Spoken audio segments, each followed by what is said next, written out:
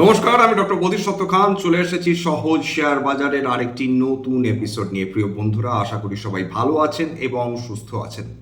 আজকের দ্বিতীয় দিন মার্কেটের সামগ্রিকভাবে নয়, কিন্তু এমন কয়েকটা সেক্টর আজকের উত্থান দেখেছে যে সেক্টরগুলোর উত্থান প্রত্যাশিতই ছিল। কেন জানেন?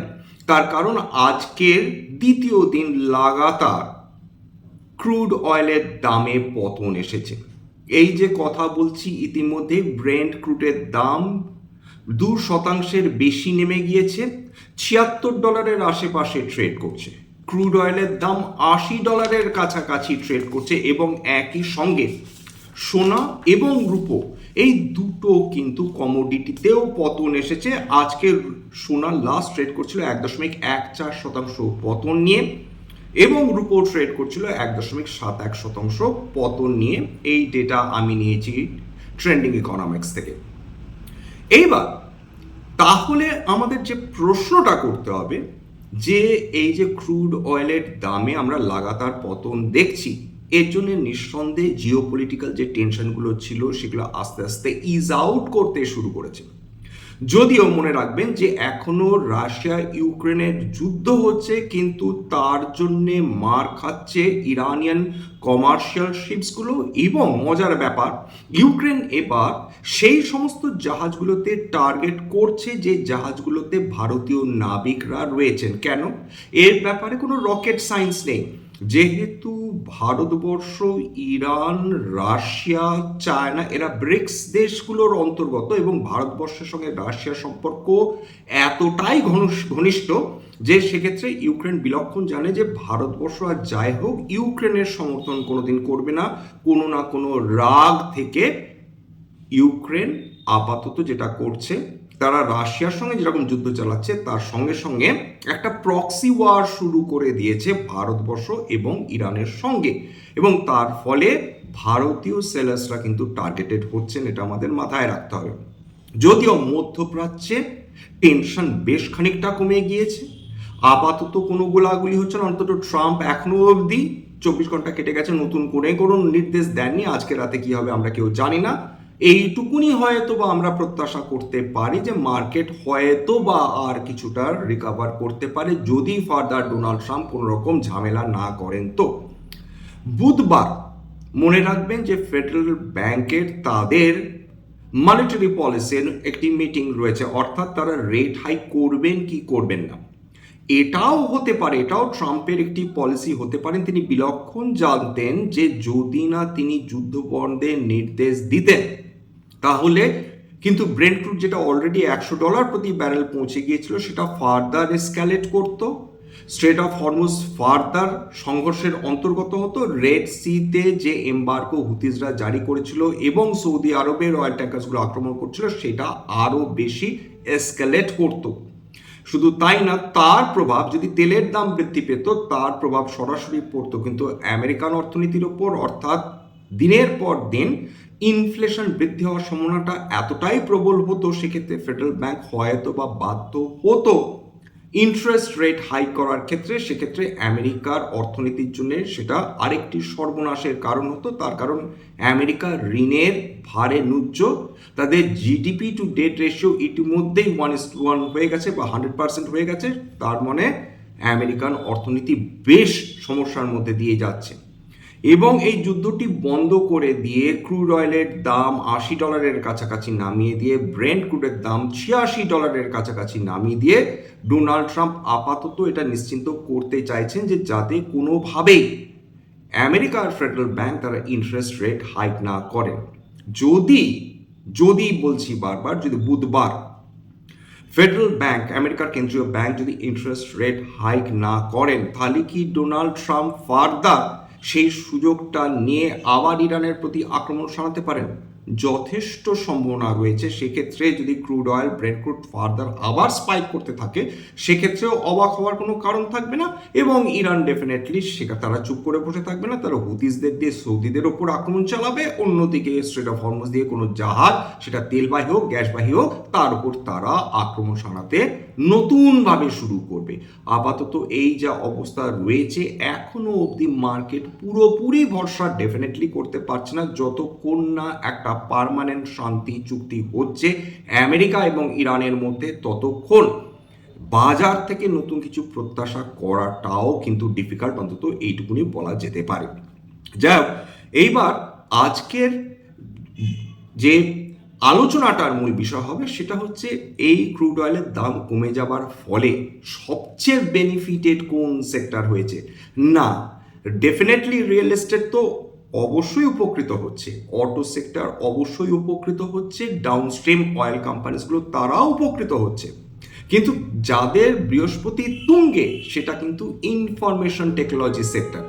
চমকে যাচ্ছেন? চমকাবার কোনো ব্যাপার নেই, তার কারণ বিগত এক মাসে প্রায় 11.5% উত্থান দেখেছে আইটি সেক্টর, যেখানে নিফটি নেগেটিভ রিটার্ন দিয়েছে বা ফ্ল্যাট রিটার্ন দিয়েছে। গোটা বছরের জন্য নিফটি যেটা এখনো নেগেটিভ রিটার্ন দিচ্ছে, বা নিফটি আইটি অবশ্য প্রায় 19% বেশি পতন হয়েছে, সেখান থেকে অনেকটা রিকভার করে ফেলেছে নিফটি আইটি সেক্টর। কেন? তার পেছনে কারণগুলো খুব ইন্টারেস্টিং। সেটা হচ্ছে, যদি আমেরিকার কেন্দ্রীয় ব্যাংক ফেডারেল ব্যাংক বুধবার তারা ইন্টারেস্ট রেট হাইক না করে, সেটা আইটি সেক্টরের জন্য দারুণ মঙ্গলজনক। তার মানে এটা দাঁড়াবে যে ক্লায়েন্টেল রয়েছে আমেরিকাতে, তাদের ওপর ফার্দার অতিরিক্ত চাপ আসবে না। অতিরিক্ত যদি আর্থিক চাপ না আসে, তাহলে তারা ভারতীয় যে আইটি কোম্পানিজগুলোকে দিয়ে রয়েছে তাদেরকে নতুন করে অর্ডার দিতে পারবে, অথবা তাদের অর্ডারের পরিমাণ বৃদ্ধি করারও জায়গায় থাকলেও থাকতে পারে। এটা গেলে 1 নম্বর কারণ। 2 নম্বর কারণ, যে কারণে আইটি সেক্টর ছুটছে, সেটা হচ্ছে এশিয়ান বাজারগুলোতে লাগাতার পতন। চমকে যাচ্ছেন? এক্ষেত্রেও চমকাবার কোনো কারণ নেই, কারণ যে এশিয়ান মার্কেটগুলো তাদের বৃহস্পতি তুঙ্গে ছিল বিগত কয়েক মাস ধরে, 2026 ধরে, তার মূল কারণ ছিল artificial intelligence related infrastructure development কোম্পানিজগুলো চরম উত্থান। তার মধ্যে উদাহরণ হিসেবে স্যামসাং রয়েছে, এসকে হাইনিক্স রয়েছে, দক্ষিণ কোরিয়ার কোম্পানিগুলো।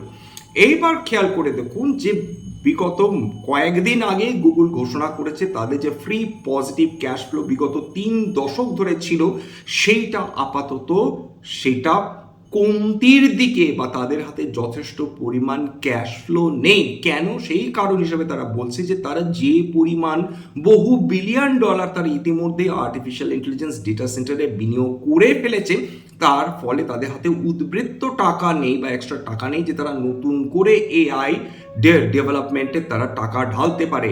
একই সংকটে পড়েছে বিভিন্ন এশীয় কোম্পানিজগুলো যারা এতদিন ধরে আর্টিফিশিয়াল ইন্টেলিজেন্স এবং ডেটা সেন্টারে টাকা ঢালছিল। প্রত্যেকটা কোম্পানি তারা অভিযোগ করছে যে তাদের কাছে নতুন টাকা নেই, যে টাকা দিয়ে তারা এআই ডেভেলপমেন্ট করতে পারে, কৃত্রিম বুদ্ধিমত্তার উন্নতি করতে পারে। এর ফলেই সেই কথাটা, কারো পৌষ মাস তো কারো সর্বনাশ। এতদিন ধরে আইটি কোম্পানিগুলোর সর্বনাশ চলছিল, এআই উত্থান চলছিল। বিগত 1 মাস ধরে যেভাবে এআই কোম্পানিজগুলোর স্টকগুলোতে লাগাতার পতন চলছে, নিরন্তর পতন চলছে, তার বেনিফিট কিন্তু আইটি কোম্পানিজগুলো পেয়ে গেছে। এছাড়া আইটি কোম্পানিজগুলোর ব্যাপারে যে প্রত্যাশা ছিল যে তারা অত্যাধিক খারাপ ফলাফল করতে পারে এই কোয়ার্টারে, হ্যাঁ, তারা ডেফিনেটলি আউটস্ট্যান্ডিং রেজাল্ট অবশ্যই করেনি, কিন্তু তারা ফেলে দেওয়ার মতন ফলাফলও করেনি। তাদের মোরলেস হয়তো কিছু পার্সেন্টেজ তাদের প্রফিট বৃদ্ধি হয়েছে, নতুবা তাদের প্রফিট কিন্তু স্টেবল ছিল ইয়ার অন ইয়ার, এমনকি কোয়ার্টার অন কোয়ার্টার। যদি কোফর্জ দেখেন, আছে কোফর্জ প্রায় 10.5% বেশি উত্থান দেখেছে। কোফর্জ আজকে কেবলমাত্র বিগত 3 মাসে 40% বেশি বৃদ্ধি দেখেছে। তার পেছনে কোয়ার্টারলি যে প্রথম কোয়ার্টারের রেজাল্ট, সেটা দেখলেই বুঝতে পারবেন যে কোফর্জ কেন উত্থান দেখেছে। তার কারণ কোফর্জের কোম্পানিটি সেটা ইয়ার অন ইয়ার প্রায় 64% বেশি প্রফিট বৃদ্ধি করেছে। এটাই কোফর্জের শেয়ারে কেবলমাত্র আজকে যে 10.5% উত্থান হয়েছে, তাতে অবাক হওয়ার মতন কিন্তু কিছু হয়নি। এটা কিন্তু আজকের যে র্যালিটা দেখলে সেটা কিন্তু একটা ব্রেকআউট হয়েছে, মানে বহু লক্ষাধিক শেয়ার ট্রেডেড হয়েছে, এটা বলা যেতে পারে। এইবার অন্যান্য যে কোম্পানিজ, আইটি কোম্পানিজগুলো আজকে উত্থান দেখেছে, উল্লেখ্য যে নিফটি আইটি আজকে 3.3% বেশি উত্থান দেখেছে, এবং কেবলমাত্র 1 সপ্তাহে অর্থাৎ বিগত 5টা ট্রেডিং ডেতে প্রায় 4.95% উত্থান দেখে ফেলেছে। এছাড়া এমফ্যাসিস আজকে প্রায় 3.5%, পারসিস্টেন্স সিস্টেমস প্রায় 3%, টিসিএস প্রায় 4.5% উত্থান, টেক মাহিন্দ্রা 4.5% কাছাকাছি উত্থান দেখেছে। সেটা ডেফিনেটলি যারা আইটিতে বিনিয়োগ করে রয়েছেন এতদিন ধরে তাদের জন্য ভীষণ হার্ট ওয়ার্মিং বা ভীষণ হার্টেনিং বলা যেতে পারে। কিন্তু কিন্তু কিছু কোম্পানি এমন রয়েছে যারা মারাত্মকভাবে হতাশ করেছে। কল্পনা করুন হিন্দুস্তান ইউনিলিভারের result. Hindustan Unilever year on year তাদের প্রফিট কমে গিয়েছে 3% কাছাকাছি। হিন্দুস্তান ইউনিলিভারকে ধরা হয় one of the blue chips, মানে ভারতবর্ষের অন্যতম সেরা কোম্পানিগুলোর মধ্যে একটি। সেই হিন্দুস্তান ইউনিলিভারের শেয়ার দরে আজকে 7% বেশি পতন এসেছে। হিন্দুস্তান ইউনিলিভার বেসিক্যালি একটা লো বিটা কোম্পানি, অর্থাৎ এর শেয়ার দরে মারাত্মক দোদুল্যমানতা বা ভলিটিলিটি থাকে না। সেই শেয়ারের দর আজকে 7% বেশি পতন হয়েছে এবং তার পেছনে হিন্দুস্তান ইউনিলিভার যে তাদের খারাপ রেজাল্টের যে কারণ দেখেছে তার মধ্যে বলছে যে তাদের যে কাঁচা মাল তার দাম হু করে বৃদ্ধি পেয়েছে এবং তার জন্য তারা দায়ী করছে এই যে পশ্চিম এশিয়াতে যে যুদ্ধ চলছে তার ওপর কিন্তু তারা বেশ খানিকটা দায় চাপিয়ে দিয়েছে। যদিও হিন্দুস্তান ইউনিলিভার বিগত 3 বছরে তারা কোনো ধরনের বিনিয়োগকারীদের সম্পদ সৃষ্টি করে দিতে পারেনি। বিগত 3 বছরে যদি ধরে রাখি, যদি কোনো মানুষ তিনি 100 টাকা বিনিয়োগ করতেন তার কাছে এখন পড়ে রয়েছে মাত্র 88 টাকা 26 পয়সা, মানে মাফ করবেন 78 টাকা 26 পয়সা, অর্থাৎ 21.74% বিগত 3 বছরে হিন্দুস্তান ইউনিলিভারের শেয়ার দরে পতন হয়েছে। কেবলমাত্র ইয়ার টু ডেট আজকের দিন অবধি গোটা বছরে 12.5%-এর বেশি পতন দেখে ফেলেছে হিন্দুস্তান ইউনিলিভার। এটা কেবলমাত্র হিন্দুস্তান ইউনিলিভারের গল্প নয়, অধিকাংশ ফাস্ট মুভিং কনজিউমার গুডস তারা কিন্তু দারুণ কম্পিটিশনের মধ্যে দিয়ে চলছে। তাদের অপারেটিং প্রফিট মার্জিন দিনের পর দিন কমে যাচ্ছে। কাঁচা মালের দাম বৃদ্ধির ফলে তাদের কিন্তু মারাত্মক ক্ষতির মুখে ঠেলে দিচ্ছে, অর্থাৎ এই মুহূর্তে একটা সংকটের মধ্যে দিয়ে চলছে ফাস্ট মুভিং কনজিউমার গুডস। যদিও মারিকো এক্সেপশনাল আজকে 52 সপ্তাহের উচ্চতা দেখে ফেলেছে। এই প্রসঙ্গে আলোচনা করে নিই যে সেই কোম্পানিগুলো যারা আজকে 52 সপ্তাহে উচ্চতা ছুঁয়েছে এর মধ্যে সিটি ইউনিয়ন ব্যাংক রয়েছে, আর কেবলস রয়েছে, Emcure Pharma, Radico Khaitan, TVS Motors. Radico Khaitan দারুণ রেজাল্ট করেছে। TVS Motors, Laurus Labs, Titan, United Spirits, Bajaj Auto, Pidilite Industries, Manappuram Finance, Federal Bank, Sun Pharma, Divi's Labs. খেয়াল করে দেখুন ফার্মা কোম্পানিজগুলো বা এপিআই রিলেটেড কোম্পানিজগুলো তারা কিন্তু ভালো পারফরমেন্স করেছে। এছাড়া যারা 52 সপ্তাহের নিম্ন স্তর ছুঁয়েছে তার মধ্যে কিছু কোম্পানিজ রয়েছে যেমন হিন্দুস্তান ইউনিলিভার স্বাভাবিকভাবে, এবং রেল কোম্পানিজগুলো বিগত কয়েক মাস ধরে কিন্তু আন্ডার পারফরমেন্স দেখিয়ে চলেছে। আজকের দিনে নতুন করে 52 সপ্তাহের নিম্ন স্তর ছুঁয়ে ফেললো আইআরসিটিসি, এছাড়া আরবিএনএল, তাছাড়া ইন্ডিয়া মার্ট, ইন্টারম্যাশ, গো ডিজিট, তারপর কেইসি ইন্টারন্যাশনাল প্রভৃতি কোম্পানিজগুলো 52 সপ্তাহের নিম্ন স্তর ছুঁয়েছে। এইবার চলে আসি আরেকটি কোম্পানি কোল ইন্ডিয়া। দেখুন কোল ইন্ডিয়ার রেজাল্ট বিগত 13 বছর ধরে যদি খেয়াল করে দেখেন সেটা আউটস্ট্যান্ডিং কোনোভাবেই বলা যাবে না, অথচ এই কোম্পানিটা ফ্যাবুলাস ডিভিডেন্ড দিয়ে থাকে। আজকের দিনেও রেটে যে রেট রয়েছে সেটাও কিন্তু 6%-এর কাছাকাছি, অর্থাৎ 6%-এর ওপর কিন্তু এদের ডিভিডেন্ড ডিল, অথচ এদের প্রাইস মুভমেন্ট প্র্যাকটিক্যালি হয় না বললেই চলে। যদি প্রাইস দেখেন বিগত 10 থেকে 13 বছরে, অর্থাৎ এদের আইপিও আসার পর থেকে এদের প্রাইস শেয়ার দর কিন্তু এখনও ডাবল হয়নি। তার পেছনে অবশ্যই ডেফিনেটলি হিউজ পরিমাণ ডিভিডেন্ড যেটা দিয়ে দেয় সেটা ধরলে অবশ্য কোল ইন্ডিয়ার দর ডেফিনেটলি ডাবল হয়েছে, সেটা যদি ধরি যে ডিভিডেন্ড যে পরিমাণ ডিভিডেন্ড তারা দিয়ে থাকে। কিন্তু ওভারঅল এতে স্টক প্রাইস পারফরমেন্স কিন্তু মোটেই আহামরি না, বরঞ্চ বলা যেতে পারে কোল ইন্ডিয়া এমন একটা কোম্পানি যারা অনেকটা বন্ডের মতন তাদের মোরলেস তাদের পারফরমেন্স, এইটুকুনি বলা যেতে পারে। স্টক প্রাইসে মারাত্মক এদিক ওদিক হয় না বটে, কিন্তু এরা নিয়মিত হারে একটা দুর্দান্ত পরিমাণ ডিভিডেন্ড ইল্ড দিয়ে থাকে, যেইটা এই স্টকটিকে আপাতত ভাসিয়ে রাখতে সমর্থ হচ্ছে। 2 নম্বর যেটা প্রবলেম সেটা হচ্ছে এটা সরকারি কোম্পানি, এবং বহু যুগ ধরে সরকারি কোম্পানিগুলো অত্যন্ত লো পিই থাকা সত্ত্বেও, অর্থাৎ প্রাইস টু আর্নিংস পার শেয়ার থাকা সত্ত্বেও, দুর্দান্ত আরওই থাকা সত্ত্বেও, এবং price two earnings growth ratio under valued সেই হিসাবে 1-এর তলায় থাকা সত্ত্বেও, প্রাইস টু বুক রিজনেবল থাকা সত্ত্বেও তারা কিন্তু আহামরি তারা স্টক প্রাইস অ্যাপ্রিসিয়েশন দেখাতে পারে না। এটা তো হিউম্যান সাইকোলজি, কারণ কেন এটা হয়, কেন সরকারি কোম্পানিগুলোর প্রতি মানে ভারতীয় বিনিয়োগকারীরা ততখানি ভরসা করতে পারেন না, সেটা আপাতত উত্তর তো কারোর কাছে নেই, কিন্তু এটাই বিগত বহু বছর ধরে হয়ে চলেছে। অবশ্যই এক্সেপশন কিছু রয়েছে, তার মধ্যে পাবলিক সেক্টর ইউনিট ব্যাংকসগুলো রয়েছে, তারা নিয়মিতভাবে ভালো পারফরমেন্সও করে চলেছে এবং তাদের শেয়ার দরে অ্যাপ্রিসিয়েশনও চলছে। তার মধ্যে অবশ্য অন্যতম কারণ ডেফিনেটলি তারা দিনের পর দিন তাদের গ্রস এবং নেট নন পারফর্মিং অ্যাসেট তার দিনের পর দিন তারা কমিয়ে আনছে। এর কারণে কিন্তু পিএসইউ ব্যাংকসগুলো অন্যান্য সরকারি কোম্পানিগুলোর তুলনায় বেটার পারফরমেন্স করছে, এটা বলা যেতে পারে। এবার তবে খুব খারাপ, সব কিছুতে খুব খারাপ তো ডেফিনেটলি বলা যেতে পারে না। যেমন আজকে নিফটি রিয়েলটি 2.1% বেশি উত্থান এসছে, খুব স্বাভাবিক। ক্রুড অয়েলের দাম কমবে, কিন্তু রিয়েলটি মানে সেক্টর সেটা নিচের দিকে যাবে এমন হওয়ার সম্ভাবনা কম। ক্রুড অয়েলের দাম কম হওয়া ইজ ইকুইটেবল বা can be related to lower inflation, অর্থাৎ ইনফ্লেশন হওয়ার সম্ভাবনাটা অনেকটাই কমে যায় যদি ক্রুড অয়েলের দাম দিনের পর দিন কমতে থাকে। এবং সেক্ষেত্রে যেগুলো রেট সেন্সিটিভ সেক্টর, ফিনান্সিয়ালস রয়েছে, রিয়েল এস্টেট রয়েছে, অটো রয়েছে, এই সেক্টরগুলো ভালো পারফরমেন্স করতে থাকে। যেমন নিফটি রিয়েলটি আজকে 2% বেশি উত্থান। তবে যদি যুদ্ধ থেমে যায়, শান্তি যদি আসে, সেক্ষেত্রে সাফার করে খুব স্বাভাবিকভাবে ডিফেন্স কোম্পানিজগুলো বা ডিফেন্স রিলেটেড কোম্পানিজগুলো। আজকে নিফটি ইন্ডিয়ার ডিফেন্স দেখুন প্রায় 2.18% পতন দেখেছে। নিফটি ক্যাপিটাল মার্কেট আজকে ইনডিফারেন্ট ছিল, 0.88% পতন। নিফটি মাইক্রো ক্যাপে ভালো প্রফিট বুকিং হয়েছে, 1.27% পতন।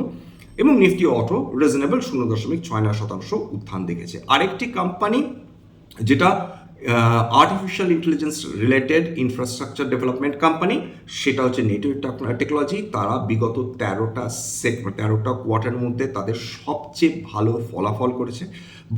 আউটস্ট্যান্ডিং এর ফান্ডামেন্টালসটা দেখুন, মাত্র 25,000 কোটি টাকার কোম্পানি, স্মল ক্যাপ কোম্পানি। এর স্টক প্রি বেশ হায়ার দিকে 96, রিটার্ন অন ক্যাপিটাল এমপ্লয়েড দেখুন 37.5, এক্সট্রাঅর্ডিনারি। রিটার্ন অন ইকুইটি দুর্দান্ত 32.8। Price two earnings growth ratio থেকে এর বাজার দর ডেফিনেটলি, এর যদি ভ্যালুয়েশন বলেন বেশ চড়া, 1.51। এছাড়া এদের রিটার্ন অন অ্যাসেট দুর্দান্ত, রিটার্ন অ্যাসেট মাফ করবেন অ্যাসেট টার্নওভার 1.39% দুর্দান্ত, return on asset 13.1 reasonable, return on invested capital 29.5 বেশ ভালো। এবং এদের ফ্রি পজিটিভ ক্যাশ ফ্লো রয়েছে বিগত 5 বছর ধরে। উত্তর হচ্ছে হ্যাঁ, 138 কোটি টাকা। এই কোয়ার্টারে ফ্রি পজিটিভ ক্যাশ ফ্লো সেটা 161 কোটি টাকা। তার মানে ওভারঅল এটা ফ্রি পজিটিভ ক্যাশ ফ্লো রয়েছে। ফান্ডামেন্টালসগুলো খুব ভালো এবং এরা জাস্ট জুন কোয়ার্টারে তাদের নিজস্ব বেস্ট পারফরমেন্সটা দিয়ে রেখেছে। অর্থাৎ এত কিছু সমস্যা, এত কিছু সংকট গোটা বিশ্বজুড়ে চলছে, কিন্তু নেটওয়ার্ক টেকনোলজি সে সমস্ত কিছুকে চ্যালেঞ্জ করে, অগ্রাহ্য করে নিজেদের বেস্ট পারফরমেন্সটা করতে তারা সক্ষম হয়েছে। আজকে সারাদিন ধরে যদি খেয়াল করে দেখেন যে নেটওয়ার্ক টেকনোলজি সেটা নেগেটিভেই ছিল, কিন্তু বেলা শেষে ঠিক রেজাল্টের কাছাকাছি তারা কিন্তু শেষ পর্যন্ত পজিটিভে ঢুকে যায়। তবে কালকে কি হবে আমরা জানি না। কালকের তো আমরা মার্কেট খুলেই বুঝতে পারবো যে নেটওয়ার্ক টেকনোলজিস তারা আদৌ ভালো পারফর্ম করতে পারবে কিনা, ফার্দার বিনিয়োগকারীরা এই ধরনের স্টকগুলিতে ইনভেস্ট করতে রাজি থাকবেন কিনা বা তাদের ইন্টারেস্ট পাবেন কিনা। কোল ইন্ডিয়ার ক্ষেত্রে বলি যে কোল ইন্ডিয়া কেন ভালো রেজাল্ট করেছে, কারণ বিগত বছরে জুন কোয়ার্টারে কোল ইন্ডিয়ার তাদের প্রফিট ছিল 8,788 কোটি টাকা, এটা প্রি মাইনরিটি প্রফিট বলছি। সেটা মাত্র 62 কোটি টাকা বৃদ্ধি পেয়ে দাঁড়িয়েছে 8,850 কোটি টাকা। অর্থাৎ কিচ্ছু করতে পারেনি কোল ইন্ডিয়া, সেই অর্থে কোনো প্রফিটেবিলিটি মানে এটাকে কোনোভাবে প্রফিট বৃদ্ধি করাই বলে না, সেটা ইনফ্লেশনই খেয়ে গেছে অ্যাকচুয়ালি তাদের প্রফিট। সেই কারণে কিন্তু আজকের হতাশা এসেছে, 4% বেশি পতন এই কোম্পানির শেয়ারে। ফরেন ইনস্টিটিউশনাল ইনভেস্টার্স তারা লাগাতার তারা শেয়ার বিক্রি করে যাচ্ছে। বিগত কাল যখন ভারতীয় শেয়ার বাজার উত্থান দেখেছিল, সেই দিনও অর্থাৎ 27 তারিখে ফরেন ইনস্টিটিউশনাল ইনভেস্টার্সরা তারা কিন্তু শেয়ার বিক্রি করে দিয়ে বেরিয়ে গেছে। 1,688 কোটি টাকার তারা মোট শেয়ার বিক্রি করে দিয়ে চলে গিয়েছে। এই ফ্লো কতদিনে থামবে আমরা কিন্তু এখনও বলতে পারছি না। যাই হোক, এখানে শেষ করবো। স্ট্যান্ডার্ড ডিসক্লোজার, যে কোম্পানিজগুলো নিয়ে আলোচনা করলাম হতে পারে তার মধ্যে কয়েকটা কোম্পানিতে আমার বা আমার পরিবারের ভেস্টেড ইন্টারেস্ট থাকলেও থাকতে পারে। ভবিষ্যতে যদি নতুন করে কিনি বা বিক্রি করি, আগাম বিজ্ঞপ্তি দিয়ে কিনতে বা বিক্রি করতে পারবো না। স্ট্যান্ডার্ড ডিসক্লেমার, এটা কেবলমাত্র একটা এডুকেশনাল চ্যানেল, বাঙালি বিনিয়োগকারীদের ইনভেস্টার ম্যানেজ বৃদ্ধির জন্য এখানে কোনো ধরনের কোনো অ্যাসেট বা কোনো শেয়ারের বাই সেল রিকমেন্ডেশন, সাজেশন বা অ্যাডভাইস দেওয়া হয় না। আমার কথা শুনে যদি কোনো শেয়ার বা কোনো অ্যাসেটে বাই সেল সিদ্ধান্ত নেন, ক্ষতির মুখোমুখি হতে পারেন। সুতরাং সবসময় একজন সেবি রেজিস্টার্ড ইনভেস্টমেন্ট অ্যাডভাইসারের পরামর্শ নেওয়ার চেষ্টা করবেন বা নিজের ডিউ ডিলিজেন্স করবেন, সেক্ষেত্রে আপনারা উপকৃত হলেও হতে পারেন। সবশেষে যেটা বলি, যদি এই ধরনের এপিসোড আপনাদের ভালো লাগে প্লিজ একটা লাইক দেবেন, প্লিজ সাবস্ক্রাইব করবেন, এবং যদি সত্যি মনে হয় আমার বাঙালি ভাই বোনদের জীবনে একটুখানি ভ্যালু অ্যাড করতে পেরেছি, নিজের গ্রুপে শেয়ার করে দেওয়ার চেষ্টা করবেন। আজকের জন্য নমস্কার।